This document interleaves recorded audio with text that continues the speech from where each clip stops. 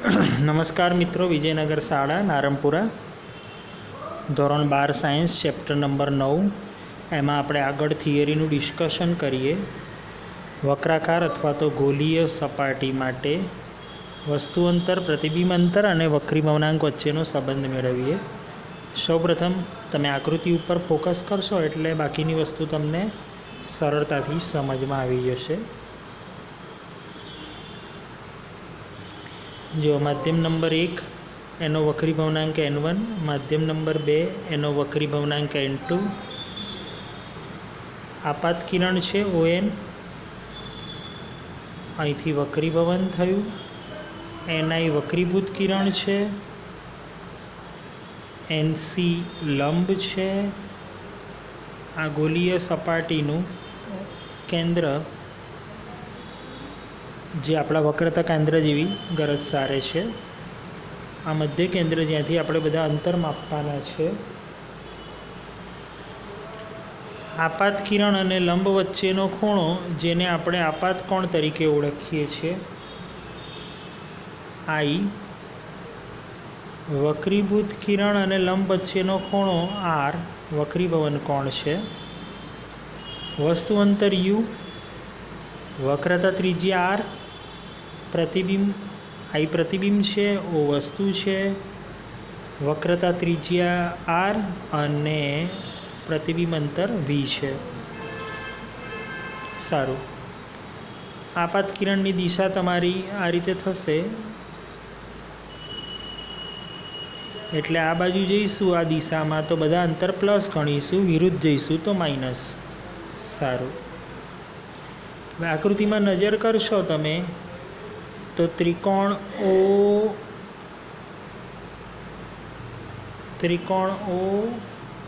N C आ खूणो alpha लई लो, धारो के आ beta लई लो, आ गामा लई लो। तो जो त्रिकोण ओ एन सी एनी पर नजर करो तमे तो आई तमारो बहिष्कोण थशे एटले आई बराबर आल्फा प्लस बीटा। सारू, पछी त्रिकोण N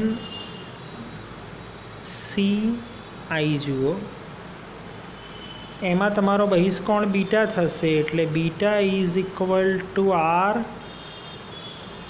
beta is equal to r plus gamma. Right, बराबर ध्यान में रखजो। Beta is equal to r plus gamma, i is equal to alpha plus एटले आर इज इक्वल टू शू थाय, आर ने सूत्रनो करता बनावो तो बीटा माइनस गामा। सारू, अहीं सूत्र बने लखी दऊँ साइड में। आपणुं एक सूत्र है आई इज इक्वल टू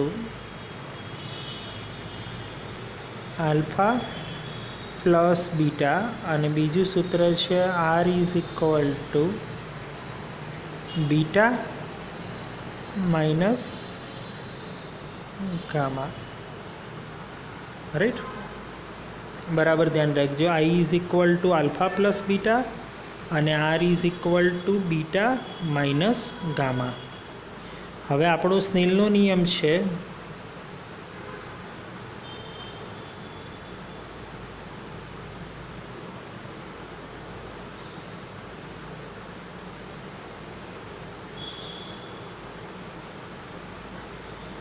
સ્નેલના નિયમ મુજબ n1 sin I is equal to n2 sin r। ખૂણા નાના હોય એટલે તમે n1 i એટલે શું હતું યાદ કરો, alpha plus beta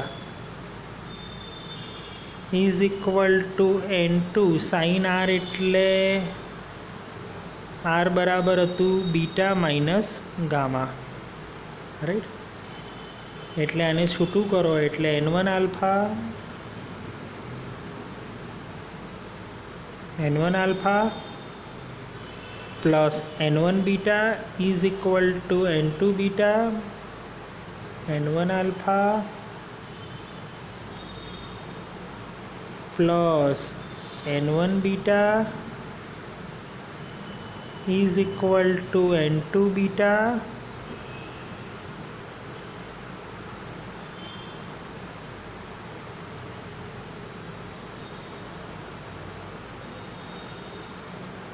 minus n2 gamma right. Okay એટલે n1 alpha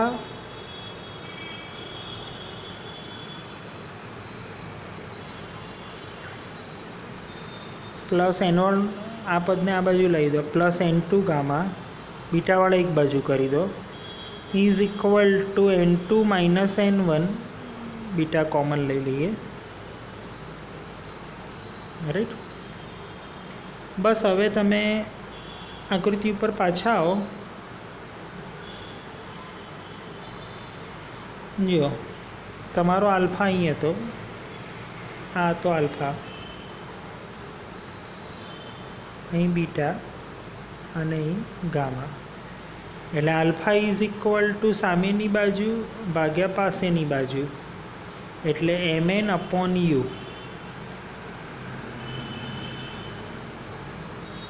beta is equal to आ mn अपॉन r अने gamma is equal to mn upon v एनो उपयोग करिए आपणे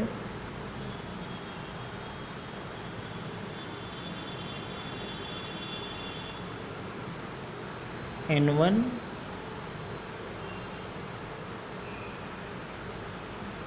alpha is equal to mn upon u plus gamma है n2 gamma is equal to mn upon v is equal to n2 minus n1 beta is equal to mn upon r mn जता रहशे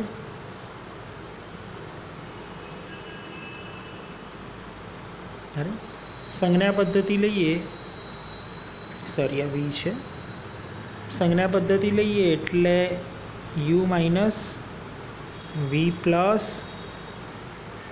r plus तमे जोई शको फरी एक बार संज्ञा पद्धति तमने चेक करावी दो आम हतुं ने एटले जो आपणे u मापवा माटे आम जईशुं एटले माइनस r आपात किरणनी दिशामां ज मापीशुं v पण आपात किरणनी दिशामां मापीशुं एटले बंने प्लस लीधा एटले आम आपणने આપણું જે પરિણામી સૂત્ર છે એ મળી જશે that is minus n1 upon u plus n2 upon v is equal to n2 minus n1 upon r જે સૂત્ર આપણે સાબિત કરવાનું હતું એ મેં જરા ટૂંકમાં તમને સમજાવ્યું બાકી અહીં મેથડ લખી છે એને બી ફોલો કરી શકો તમે પણ આ થોડી સરળ રીત રહેશે એટલે આ થયું વક્રાકાર સપાટી માટે વક્રીભવનાંક u અને v વચ્ચે સંબંધ દર્શાવતું સૂત્ર રાઈટ મિત્રો। આગળનો પ્રશ્ન જોઈએ હવે પાતળા બહિર્ગોળ લેન્સ માટે સૂત્ર સાબિત કરવાનું છે આપ્યું છે -1 upon u plus 1 upon v n21 -1 1 upon r1 plus 1 upon r2 जो आ पातળો लेन्स एनी ओवरऑल आकृति बतावी है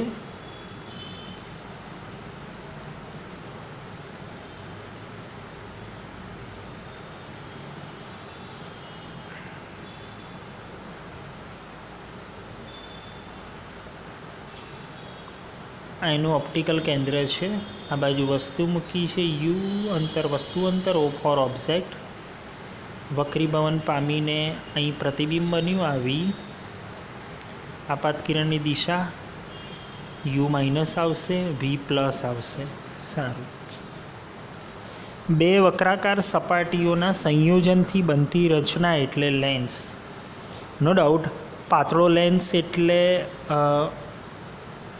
જેમાં બે વક્રાકાર સપાટીઓનું વચ્ચેનું અંતર, વસ્તુ અંતર અને પ્રતિબિંબ અંતરની સાપેક્ષે ઘણું ઓછું હોય.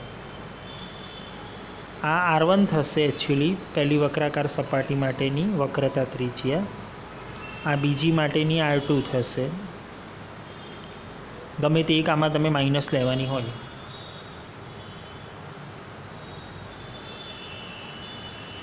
જો હવે પહેલી વક્રીભવનકારક સપાટી માટે આકૃતિ બતાવી છે N1 N2 જે આગળ આપણે દોરી દઈએ છીએ. પહેલો આપાત કોણને I1 કહી દઈએ, પહેલો વક્રીભવન કોણને R1 કહી દઈએ, પ્રથમ પ્રતિબિંબને I1 કહી દઈએ. તો એના માટે તમારે લખવું હોય, સૂત્ર આપણું લખીએ છીએ. પછી આ બીજી વક્રીભવનકારક સપાટી માટે હવે શું થવાનું કે પહેલી વક્રીભવનકારક સપાટીથી મળતું પ્રતિબિંબ બીજા માટે વસ્તુની ગરજ સારશે. એટલે અહીં રચાશે આ આપાત કોણ તમારો. ફરીથી પાછું વક્રીભવન થશે અને જે અંતિમ પ્રતિબિંબ મળશે એ તમારું I. એટલે બે ભાગમાં બે વક્રીભવનકારક સપાટીને વેચી. હવે જુઓ, પહેલી વક્રીભવનકારક સપાટી માટે આપણું સૂત્ર વાપરીએ તો ડેટ ઇઝ N1. સૌથી પહેલી વક્રીભવનકારક સપાટી માટે અહીં જુઓ N1 દેખાય છે તમને આકૃતિમાં N1. આ OB જે આપણું U છે.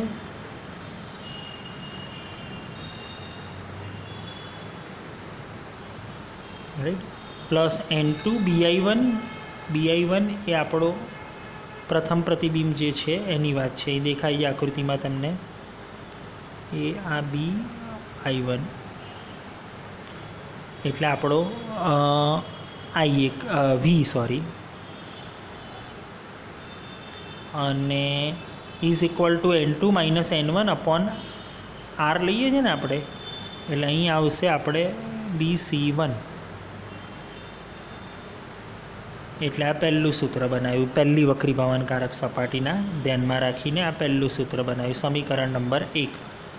હવે બીજી વક્રીભવનકારક સપાટીને ધ્યાનમાં રાખીને અહીં જો આકૃતિમાં બીજી વક્રીભવનકારક સપાટી, એનામાં પહેલું N2 આવે છે, પછી N1 આવે. એટલે એમાં પહેલું N2 આવશે, પછી N1 આવે છે. એટલે માઇનસ N2 DI1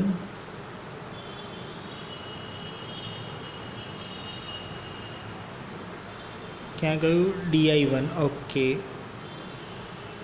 એટલે આ થયું. પછી પ્લસ N1 DI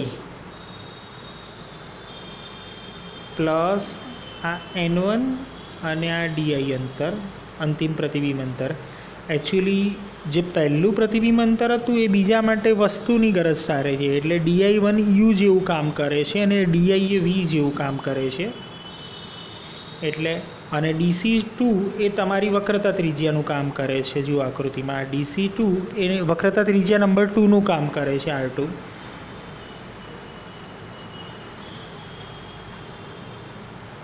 એટલે minus N2 DI1 plus N1 DI is equal two N2 minus N1 DC2.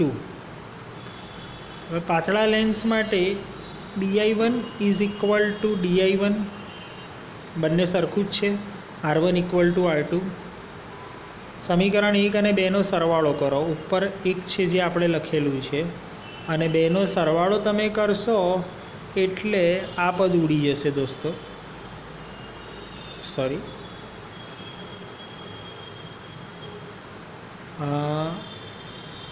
BI1 અને શું સરખું છે?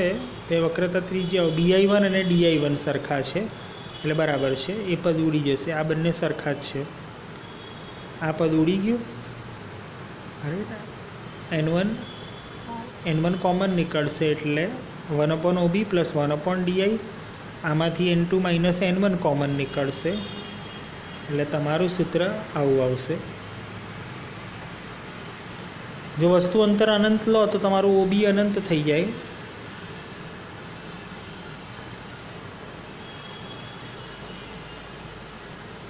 એટલે ઇન્ફાઇનાઇટ મૂકી દો, ડીઆઈની જગ્યાએ એફ મૂકી દો, n2 minus n1 1/r1 minus 1/r2.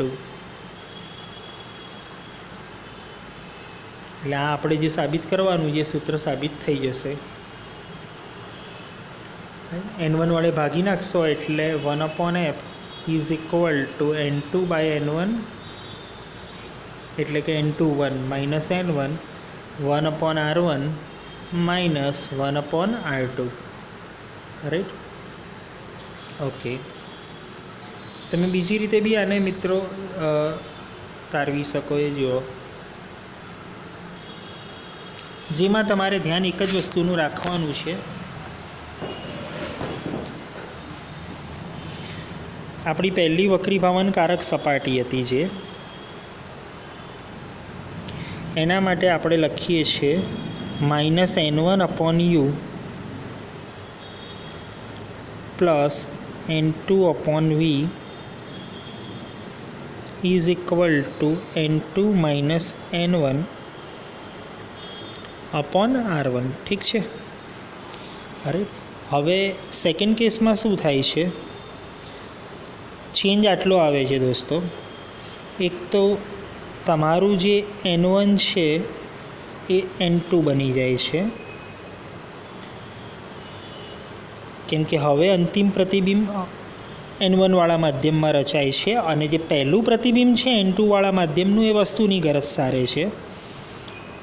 એટલે n1 n2નું કામ કરશે અને n2 n1નું કામ કરશે. First change. બીજો ચેન્જ, જે તમારો v હતો, રાઈટ, અથવા તો જે મધ્યસ્થ પ્રતિબિંબ હતું પહેલી સપાટીથી મળતું, એ પ્રતિબિંબ અંતરને હું ટેમ્પરરી v' કહી દઉં. એ v' હવે યુની જગ્યાએ આવશે અને પ્રતિબિંબ અંતરને આપણે v જ કહીશું. r1ની જગ્યાએ r2 આવશે. એટલે હવે બીજી સપાટી માટે તમારું સૂત્ર આવું થશે, માઇનસ n2 અપોન યુનું કામ કોણ કરે છે? v'. એટલે n2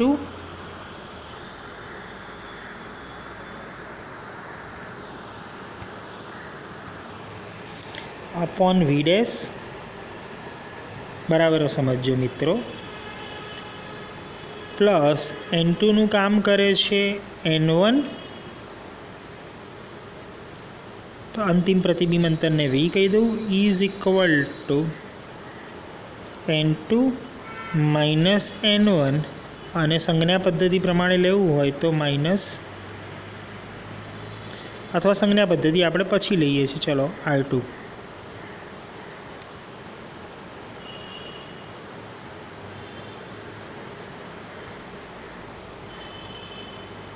બીજી મેથડ બતાવું છું તમને. હવે જુઓ, એકને કહી દો સમીકરણ 1, ઉપર દેખાય આ સમીકરણ 1 છે તમારું, અને આ છે સમીકરણ નંબર 2. આ બંનેનો સરવાળો તમે કરશો એટલે આ પદ ઉડી જશે. પદ ઉડી જશે એટલે અહીં સરવાળો કરશો એટલે એમાં તમારે કોમન નીકળશે n1. એટલે કૌંસમાં આવશે 1/v માઇનસ 1/u. તમને ચોખ્ખું દેખાઈ રહ્યું છે મિત્રો. ઇઝ ઇક્વલ ટુ,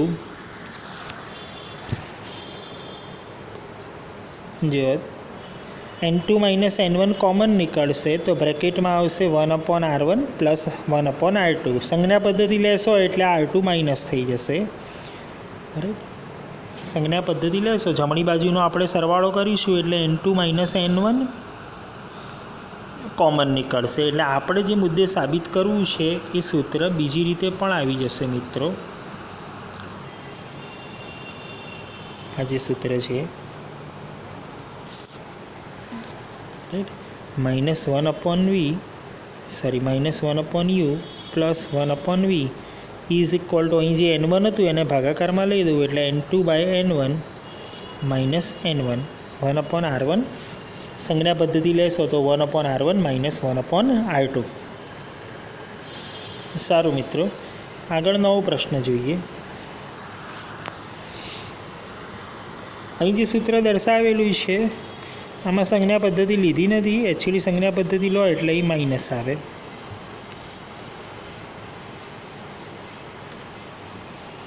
સારું, આગળનો પ્રશ્ન જોઈશું. પાતળા લેન્સનું સમીકરણ. જો અહીં સુધી તો આપણે મેળવેલું જ છે સંજ્ઞા પદ્ધતિ સાથેનું. આજે આગળની જ વાત છે મિત્રો. -1/u + 1/v = n2/n1 -1 1/r1 -1/r2. Lens maker સમીકરણ આપણે જે જોવાનું છે, જેમાં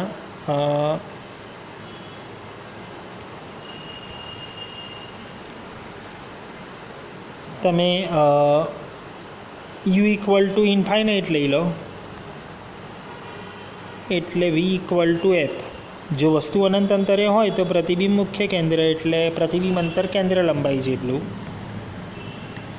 એટલે અહીં યુની જગ્યાએ અનંત લઈશ એટલે 1/અનંત 0, vની જગ્યાએ f લઈશ એટલે 1/f = n21 -1 1/r1 -1/r2.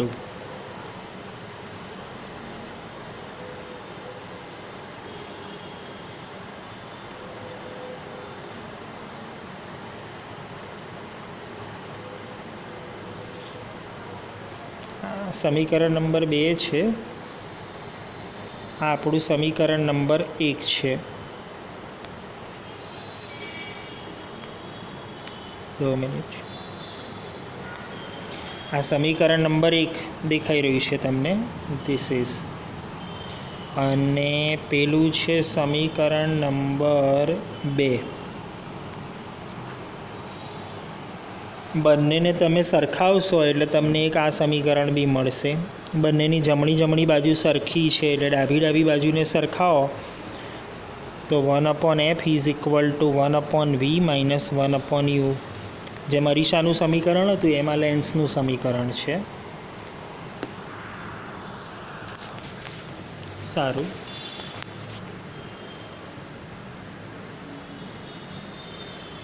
અંતર્ગોળ lens, બહિર્ગોળ lens, optical કેન્દ્ર, પ્રથમ મુખ્ય કેન્દ્ર, દ્વિતીય મુખ્ય કેન્દ્ર, કેન્દ્ર લંબાઈ, એ બધું સમજીએ આપણે હવે.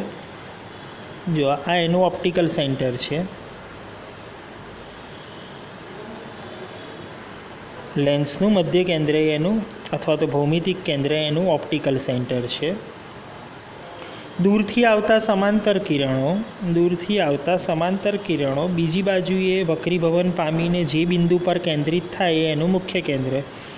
એ જ રીતે આ બાજુથી આવતા સમાંતર કિરણો વક્રીભવન પામીને અહીં જે કેન્દ્રિત થાય એ પણ એનું મુખ્ય કેન્દ્ર. એકને મુખ્ય કેન્દ્ર નંબર 1 કહેવાય, એકને મુખ્ય કેન્દ્ર નંબર 2 કહેવાય.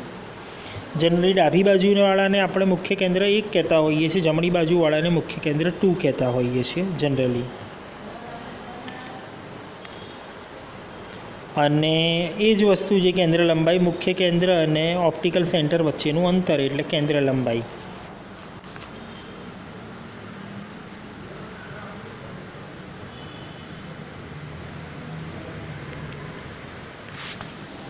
આગળ જોઈએ મિત્રો. જુદા જુદા પ્રકારની ગોઠવણી માટે મોટાવણીની વાત કરીએ હવે. વસ્તુ ક્યાં મૂકીએ, પ્રતિબિંબ ક્યાં મળે એની વાત છે. આમ તો કદાચ ધોરણ 10માં હશે, પણ ફરી એકવાર ચર્ચા કરી લઈએ. જો એ તો તમને ખબર જ છે કે દૂરથી આવતા સમાંતર કિરણો મુખ્ય કેન્દ્ર ઉપર, એટલે જો વસ્તુ અનંત અંતરે હોય તો પ્રતિબિંબ મુખ્ય કેન્દ્ર ઉપર હોય. બીજી બાજુએ એ પ્રતિબિંબ અત્યંત નાનું હોય. બરાબર. પછી જો વસ્તુનું સ્થાન 2fથી દૂર, વસ્તુ જો 2fથી દૂર હોય તો જો વક્રીભવન પામતું એક કિરણ આ ઓપ્ટિકલ કેન્દ્રમાંથી નીકળ્યું એટલે એક પ્રકારનો લંબ જ થયો. એટલે એના માટે I0 એટલે R0 એટલે ઓપ્ટિકલ કેન્દ્રમાંથી પસાર થતું કિરણ સીધું એમાંથી જ નીકળી જશે. આ સમાંતર કિરણ વક્રીભવન પામીને મુખ્ય કેન્દ્રમાંથી પસાર થયું એટલે અહીં એનું પ્રતિબિંબ રચાયું. તમે જોઈ શકો છો પ્રતિબિંબ રચાયું જે f અને 2fની વચ્ચે હશે, જે મૂળ વસ્તુ કરતાં નાનું દેખાશે તમને. પછી આગળ જોઈએ, જો તમે વસ્તુને 2F ઉપર મૂકશો તો એનું પ્રતિબિંબ 2F ઉપર જ મળશે. અહીં છે વસ્તુ, એકચ્યુઅલી 2F સેજ લખવામાં ખસી ગયું છે, વાંધો નહીં. આ 2F ઉપર મૂકશો એટલે એક આ સીધું કિરણ વક્રીભવન પામી મુખ્ય કેન્દ્રમાંથી નીકળ્યું, આ ઓપ્ટિકલ કેન્દ્રમાંથી નીકળ્યું, એના માટે I0 એટલે R0 અહીં મળશે 2F ઉપર. વાસ્તવિક અને ઊંધું પ્રતિબિંબ વસ્તુના જેટલી જ સાઇઝનું ઊંધું છે એટલે M = -1 લખ્યું છે. માઇનસ અહીં શું બતાવે છે? ઊંધું છે. બીજી બાજુએ મળે છે એ અહીં જે બીજી બાજુએ મળશે એ બધા વાસ્તવિક અને ઉલટા હશે પ્રતિબિંબ. એના એ બાજુ મળશે એ આભાસી હશે. પછી જો વસ્તુ F અને 2Fની વચ્ચે હોય મિત્રો તો પ્રતિબિંબ 2Fથી દૂર મળશે. તમે જોઈ શકો છો. એ જ રીતે આકૃતિ દોરવાની છે, કોઈ નવી વસ્તુ નથી. એક સીધું કિરણ લો, મુખ્ય કેન્દ્રમાંથી પસાર કરો, બીજું ઓપ્ટિકલ સેન્ટરમાંથી I0 R0, પ્રતિબિંબ મળ્યું 2Fથી દૂર. આ મોટું મળશે પ્રતિબિંબ, M > 1 આવશે, મતલબ > -1. ઉલટું છે એટલે માઇનસ લઈએ છીએ આપણે.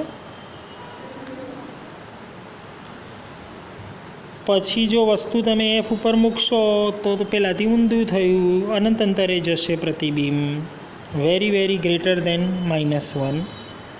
જો કે જોઈ નહીં શકાય.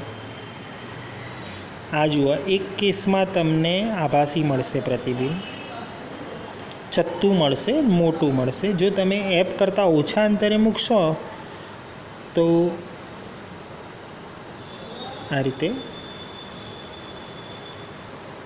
વક્રીભવન થશે, રાઈટ. એટલે વાસ્તવિક બાજુ ઉપર ભેગા થશે નહીં કિરણો, એટલે આભાસી બાજુ ઉપર લંબાવવા પડશે. તો આ પ્રતિબિંબ આભાસી અને ચત્તું મળશે. મોટું મળશે વસ્તુની સાઇઝ કરતાં, પરંતુ આભાસી હશે. અહીં એના એ બાજુ મળવું એટલે આભાસી. એનું કારણ તમને સંજ્ઞા પદ્ધતિ ખબર છે. આ બંને માઇનસ આવશે, મોટાવણી પ્લસ થઈ જવાની. અંતર્ગોળ લેન્સમાં કોઈપણ ગોઠવણી માટે પ્રતિબિંબ તમારું તમને ખબર છે આભાસી મળવાનું. F ઉપર મૂકશો એટલે એ તો અનંત અંતરે છે એ ખબર છે, પણ F કરતાં ઓછા અંતરે મૂકશો એટલે એના જ બાજુ આ રીતે આભાસી પ્રતિબિંબ મળશે. સારું.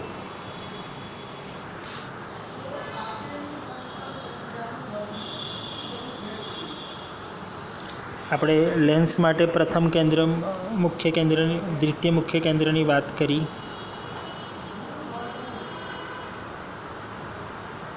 આ પણ વાત કરી આપણે આપણી ચર્ચામાં. હવે મોટાવણીનું સૂત્ર.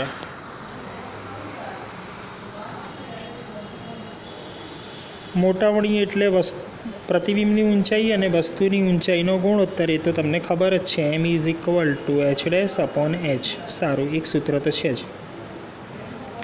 હવે જુઓ, કોઈપણ ગોઠવણીથી તમે સમજાવી શકો છો, અંતર્ગોળ કે બહિર્ગોળ. અહીં ધારો કે ફોર એક્ઝામ્પલ તમારી વસ્તુ F અને 2Fની વચ્ચે મૂકી છે. પ્રતિબિંબ માટે એક સીધું કિરણ લીધું, વક્રીભવન પામીને મુખ્ય કેન્દ્રમાંથી પસાર થયું, વક્રીભવન પામી મુખ્ય કેન્દ્રમાંથી પસાર થયું. આ પ્રતિબિંબ રચાયું. બીજી બાજુ અહીંથી સીધું કિરણ નીકળ્યું. તમે જુઓ, ઓપ્ટિકલ સેન્ટરમાંથી પસાર થયું, કોઈપણ જાતના વક્રીભવન પામ્યા સિવાય, કેમ કે I = 0 એટલે R = 0. અંતર્ગોળ અરીસાની ગોઠવણીથી બી આકૃતિ સમજી શકો છો. તમે જુઓ, અહીં દેખાડી છે વસ્તુ, આ સીધું કિરણ આવ્યું. અંતર્ગોળ લેન્સ અપવર્જનનું કામ કરે છે, કિરણને દૂર કરે છે, અપકેન્દ્રિત કરે છે, પાછળ લંબાવો. આ સીધું ઓપ્ટિકલ કેન્દ્રમાંથી પસાર થતું કિરણ, I = 0 એટલે R = 0 વાળી સ્થિતિ, એટલે આ પ્રતિબિંબ મળ્યું. વસ્તુની ઊંચાઈ H, પ્રતિબિંબની ઊંચાઈ H'. વસ્તુની ઊંચાઈ h, પ્રતિબિંબની ઊંચાઈ h ડેશ. હવે જુઓ, વસ્તુ અંતર અહીં આકૃતિમાં દેખાય છે બીપી, આ યુ છે. આ પ્રતિબિંબ અંતર બી ડેશ પી એ તમારો વી છે. કાટકોણ ત્રિકોણ એબીપી અને એ ડેશ બી ડેશ પી શોધી નાખીએ આપણે. એબીપી એટલે આ થયું, એ ડેશ બી ડેશ પી એટલે આ થયું. આ બંને સમરૂપ ત્રિકોણ છે, બંનેની વચ્ચે સમરૂપતાની શરત લગાડો. સમરૂપતાની શરત લગાડશો એટલે A B upon A dash B dash is equal to BP upon B dash P. A B શું છે જુઓ આકૃતિમાં પાછા આવો. એ બી એટલે વસ્તુની ઊંચાઈ h છે, એ ડેશ બી ડેશ એટલે પ્રતિબિંબની ઊંચાઈ છે. પેલું યુ ને એક વી છે. That's Y h upon h dash is equal to બીપીની જગ્યાએ યુ, બી ડેશ પીની જગ્યાએ વી. સંજ્ઞા પ્રમાણે એ ડેશ પી ડેશ પ્રતિબિંબ છે જે તમારું ઉલટું છે એટલે માઇનસ, યુ ઓલવેઝ માઇનસ, વી એ જ બાજુ છે પ્રતિબિંબ એટલે પ્લસ. એટલે સીધું તમને મોટાવણીનું સૂત્ર મળી જશે મિત્રો. 2 માઇનસ છે એટલે જતા રહેશે એટલે M is equal to V by U. આ લેન્સ માટે મોટાવણીનું સૂત્ર આવ્યું મિત્રો, જેમાં સિમ્પલી 2 ત્રિકોણની સમરૂપતાનો જ ઉપયોગ કરવાનો છે આપણે, જે તમે જોયું.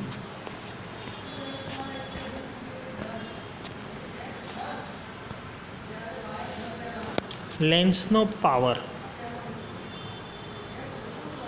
જે આપણા ચશ્માના નંબર હોય છે પાવર, કેન્દ્ર લંબાઈના વ્યસ્તને લેન્સનો પાવર કહેવાય. કેન્દ્ર લંબાઈનો એકમ મીટર એટલે આનો મીટર ઇન્વર્સ, જેને ડાયપ્ટર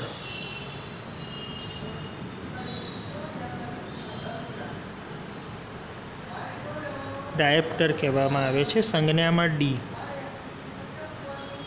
આપણને ખબર છે કે અંતર્ગોળ લેન્સ માટે આપણે કેન્દ્ર લંબાઈ માઇનસ લઈએ છીએ એટલે પાવર માઇનસ. દૂરના ચશ્મામાં નંબર માઇનસ હોય છે ને. બહિર્ગોળ લેન્સ માટે કેન્દ્ર લંબાઈ પ્લસ એટલે પાવર પણ પ્લસ.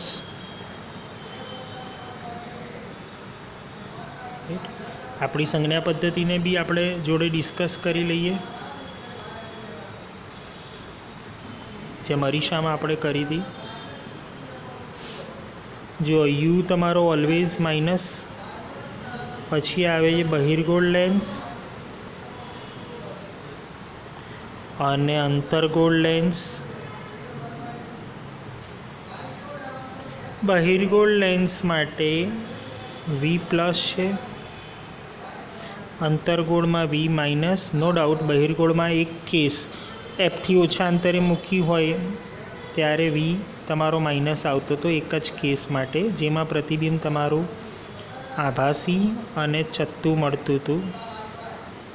બાકી આ બધામાં તમારું પ્રતિબિંબ વાસ્તવિક અને ઊંધું. અંતર્ગોળમાં તો મળે જ છે આભાસી અને ચત્તું, જે તમને ખબર છે. આભાસી અને ચત્તું અંતર્ગોળમાં તો મળે જ છે. હવે જુઓ, બહિર્ગોળમાં એફ પ્લસ, અંતર્ગોળમાં એફ માઇનસ પાવરની પણ આપણે વાત કરી લીધી. સારું, વધુ હવે આવતા વિડીયોમાં જોઈશું. નમસ્તે મિત્રો.